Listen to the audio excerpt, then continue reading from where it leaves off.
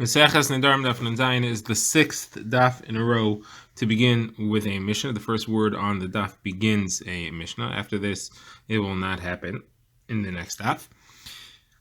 The Mishnah discusses three categories of cases, two of each, on three separate topics, and the Gemara will discuss the concept of if you have something which is a growth, part of it grew b'isser and part of it grew b'heter, can you say that one is mevatel, the other berov? So let's begin.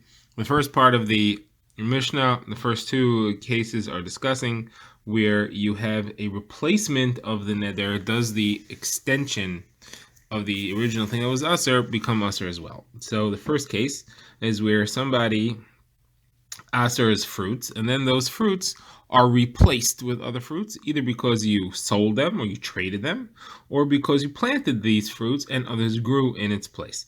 Now, the Mishnah has two ways of expressing this. One is if a person just makes a neder on fruits. The other one is if he makes a neder against his wife's earnings, and she gets her earnings in fruits, then you have the same thing applies to that. Now, what's the halacha here? So, the first thing the Mishnah says is to distinguish between what types of fruits you have. If it's fruits that are planted fully in the ground, rot, and something new grows, like let's say wheat kernels, so then what grows afterwards is not considered to be the original fruit, and it'll depend on how you express the isser.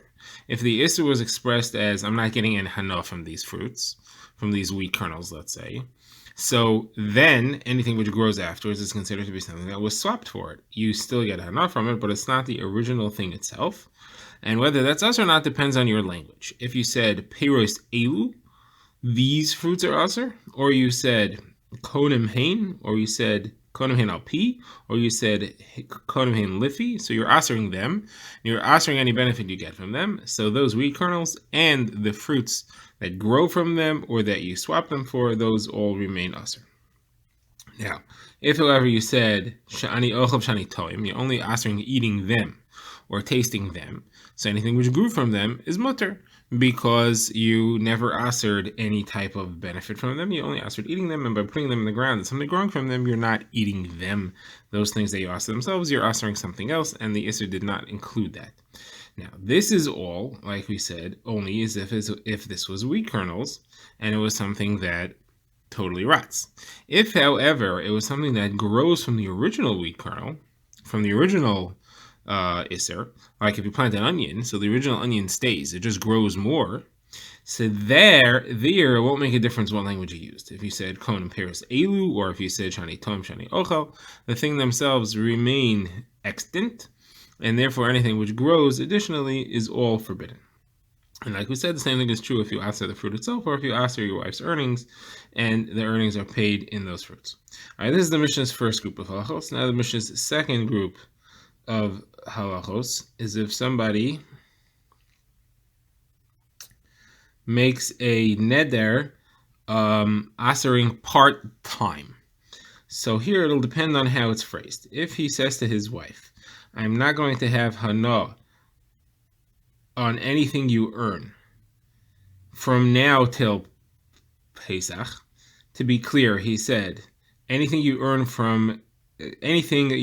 I'm not going to have hana till Pesach. So what he limited was the scope of his isser, not what she earns, and therefore anything she earns at any time, even if she earns it before Pesach, remains mutter after Pesach, because all he did was aser hana until Pesach. The hana was limited after Pesach is allowed to have hana. If, however, he phrases it differently, he says anything which you make until Pesach, I'm not going to have hana from. So then anything which she made before Pesach has an isser hana even after Pesach, because he did not limit his isser, he only limited which things she made that it applies to. And anything that it applies to, it applies fully. So the things that she made until Pesach remain in that isser. All right, now we get to a case where he made a conditional. We have a set of two where he made a conditional isser on her, and he conditioned his isser hana. He asked her to have hana from him, depending on what she did, whether she went home to her father's house during a certain time and period or not. So we've seen these cases earlier in the Masechta quoted, and here's the Mishnah. The Mishnah says the first case is where he says, "You're not allowed to have hana from me until Pesach if you go to your father's house until Sukkot." That means, let's say they're standing with Chodesh Adar, and he says, you have an Isser Hana from me from now till Pesach. If at any point from now till Sukkot you go to your father's house. So if she goes before Pesach, okay, she has an Isser Hana. She fulfilled the condition of going to her father's house. The Isser Hana takes effect. And now she's also at Havana from now until Pesach. If, however, she does not have Hana before, or if she has enough from him already, or if she had enough from him before Pesach, and then she goes to her father's house after Pesach, she didn't go before Pesach because she thought she wasn't going to go, but then she goes after Pesach. Now she is retroactively in violation of the neder, because by going after Pesach, the neder kicks in, and she already had Hana. Now, if he phrases it differently, and this is the end of the Mishnah, if he says, you're not allowed to have enough from me until Sukkot, if you go to your father's house from now till Pesach, so then if she goes before Pesach, the neder kicks in, and she's asked to have Hana until Sukkot. However, she is now allowed to go to her father's house, because the neder already kicked in. Going to her father's house is not going to make a difference anymore at this point. Now we get the Gemara, and the Gemara has a Shiloh, which will ultimately turn us back to our Mishnah. Our Mishnah had discussed what happens if you have a fruit or an onion or something, which is Isser Hana. You plant that onion itself, and then it continues growing and growing, so the Isser continues to extend to all the things that grow from it. So the Gemara is the case. The Gemara says that Yishmael, a man of Kfar Yama, or possibly Kfar Dima, came with an onion. And the onion had grown partially during Shemitah Be'isr.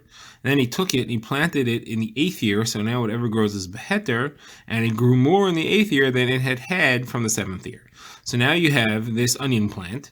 The majority of it was grown Beheter, a minority of it, the first part, was grown Be'isr. Now what is the halacha? Is the majority Heter Mevatel the Isr, and the entire thing's become Mutter? So he went to ask a number of Talmidei Chachamim, and the Gemara now records the responses that he got. So first he went to Rav Ami, and Rav Ami says he didn't know. So then he went to Rabbi Tziluk Nafka. So he brought a raya, but the Gemara rejects his raya. His raya was from a statement of Rabbi Chanina Trisa, the name of Rabbi Yanai. In that case, is somebody who had an onion which was truma, and he planted it, and now it grew more than the original onion. So the halacha is that it's mutter. So that's our case. It originally was truma, and then it grew. So the truma was base, so you couldn't have it. Then it grew, and then the rest of it is mutter. So there you have it. You see that it's mevatel. So Mar says that you can't go with that, because there are two Amoraim who go against that.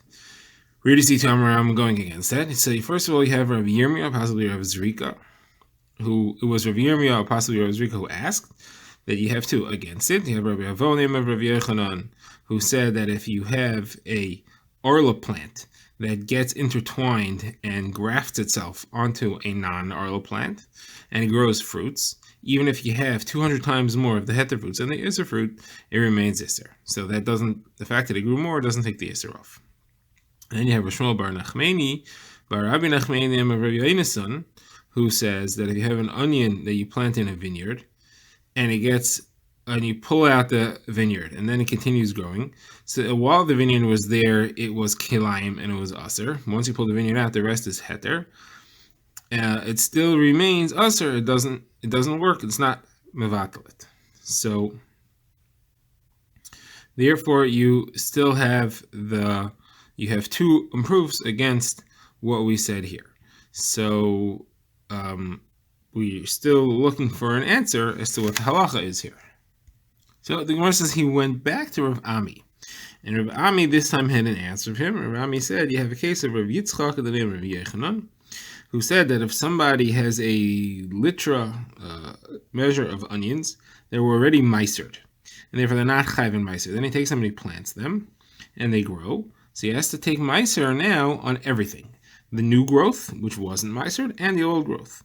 And it seems like the new growth, which was chayv and meiser, is mevatel the old growth, which was not chayv and meiser.